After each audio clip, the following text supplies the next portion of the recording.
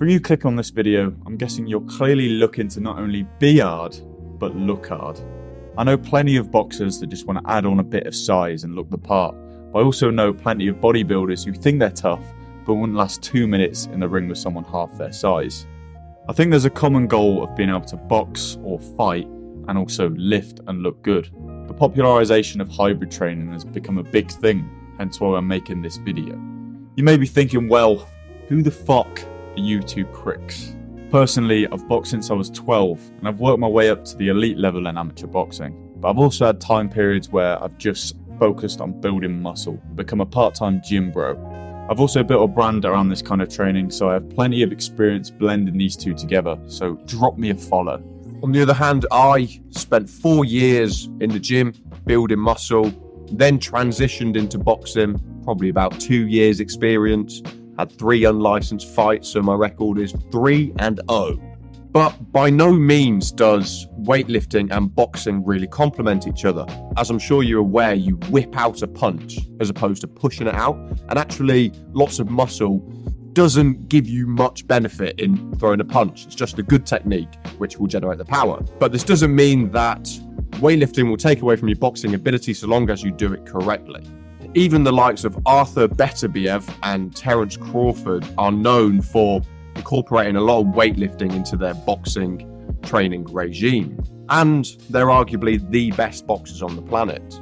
To make this video a little bit more simple, we've categorized 3 groups. Group 1, guys who box but are mainly focused on building muscle.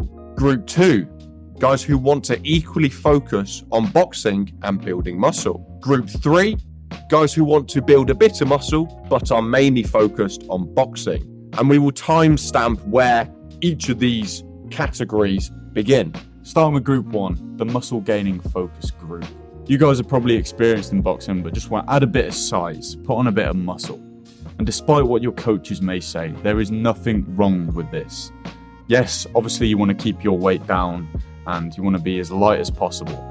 But if you're really looking to put on muscle, then there's nothing wrong with maybe going up a couple weight categories.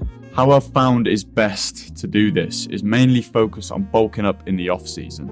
That off season is a key window where you can purely focus on just gaining as much muscle as you can without having to worry about, competitions. Another trick I've used is doing more HIIT cardio, which is high intensity interval training, as opposed to, your longer runs, your aerobic training.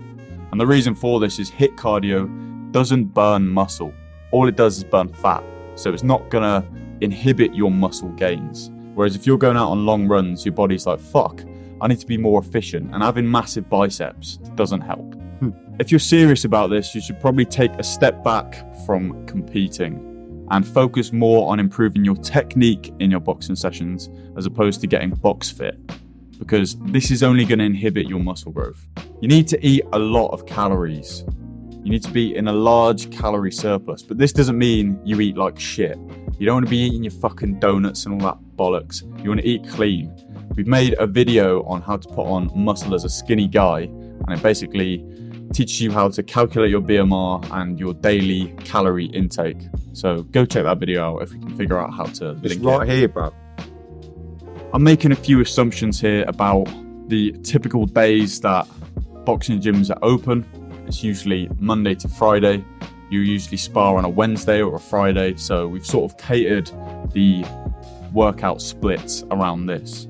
Monday, you're going to be boxing. Tuesday, you're going to be training legs. Wednesday, you're going to be sparring, so you're still getting sparring in. Thursday is going to be push. Friday is going to be pull. Saturday is going to be legs. And Sunday is just going to be rest and recovery, ready for the next week of training. Push is chest, shoulders, and triceps. Pull is back and biceps. And legs is obviously legs. Of course, if your boxing gym is open on different days, it spars on different days, then you will need to adjust this program accordingly. By no means do you need to do exactly as we say. However, make sure that you have enough time, rest and recovery between your upper body sessions and your boxing sessions, because take it from me, trying to punch after doing fucking chest day is just fucking horrible. However, after leg day, it's not as bad. The last thing for this group is make sure you get an adequate rest and pushing your sets all the way to failure when you're lifting weights. You want to be stimulating muscle growth to the absolute fucking maximum. And if you don't really know how to do this, then again, go check that video we made on how to build muscle as a skinny guy. Group number 2, equally focusing on boxing and lifting weight. If you're in this group, you don't necessarily want to trade off your boxing for your weightlifting and vice versa, and that's okay. But you have to be smart about how you train. This is the optimal training plan for group 2. Monday, boxing. Tuesday, boxing. Wednesday, sparring. On Thursday, you'll train legs in the morning and box in the evening. Friday will be your push day. Saturday is the pull day. You haven't got to follow this day by day. Just the most important part is that you give yourself enough time to recover from your weightlifting sessions before you start boxing. Hence why we put boxing at the start of the week and weightlifting at the end of the week with your Sunday rest day. And even more so than group 1, you're going to need to eat a shitload of calories. Because you still want to remain box fit, i.e. you're out running, you'll be burning so many calories it's important to eat a lot to maintain that surplus.